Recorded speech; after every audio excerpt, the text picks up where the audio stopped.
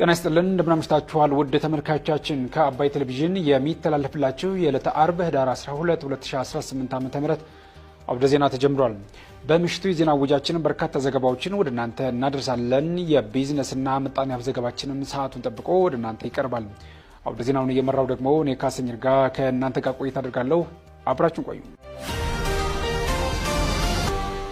በመጀመሪያው ክፍለ ጊዜ መረጃ ጥንቅራችን በትግራይ ክልል ዳግም ጦርነት እንዳይነሳ የውይይትና የመግባባት መንገድ መከተል ይጠበቅብናል ሲሉ ዶክተር አብርሃም በላይ መናገራቸውን፣ ህብረተሰቡ የማርበርግ በሽታን በሚመለከት ትክክለኛ መረጃዎችን ከጤና ሚኒስቴር እንዲከታተል በጂንካ ሆስፒታል የተገኙት ዶክተር መቅደስ ዳባ መናገራቸውን፣ እንዲሁም ባለፈው ዓመት በባህር ዳር ከተማ የተፈጸመው የዶክተር አንዱዓለም ዳኜ ግድያ ወንጀል ተከሳሽ የ25 ዓመት ጽኑ እስራት እንደተፈረደበት መነገሩን የተመላከቱ መረጃዎችን ጨምሮ ሌሎች ጉዳዮችን ወደ እናንተ እናደርሳለን።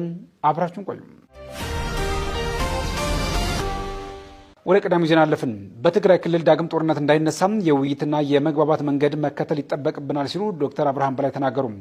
በትግራይ ክልል ዳግም ጦርነት ብቻ ሳይሆን የአንድ ጥይት ድምፅ መሰማት ስለሌለበት ሁላችንም ወደ ውይይትና መግባባት የሚወስድንን መንገድ መከተል አለብን ሲሉ ዶክተር አብርሃም በላይ ተናግረዋል። የመስኖና ቆላማ አካባቢ ሚኒስትር ዶክተር አብርሃም በላይ ከትግራይ ሰላም ተልእኮ ሊቀመንበር ዶክተር ሀንሳ አብርሃ ጋር በትግራይ ዘላቂ ሰላም በሚሰፍንበት ሁኔታ ዙሪያ ውይይት ማድረጋቸው ተገልጿል።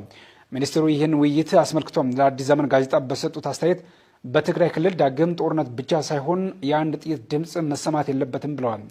የፌዴራል መንግስት ሰላም እንዲጸና የሚሰሩ ስራዎችን እንደሚደግፍም ጠቁመው ለዚህም ሁላችንም ወደ ውይይትና መግባባት የሚወስድንን መንገድ መከተል አለብን፣ እኔም የዚህ የሰላም ተልእኮ አካል ነኝ ሲሉ ሚኒስትሩ አብራርተዋል።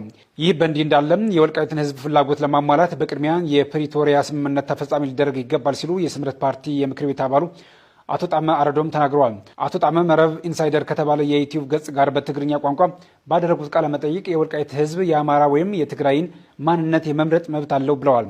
የወልቃይት ህዝብ አማራ ነኝ ካለ በጦርነት የሚመለስ አይደለም፣ ክልል መሆን እፈልጋለሁ ካለም ማንነቱን እንዲያረጋግጥ ህገ መንግስቱ ይፈቅድለታል ሲሉም አክለዋል።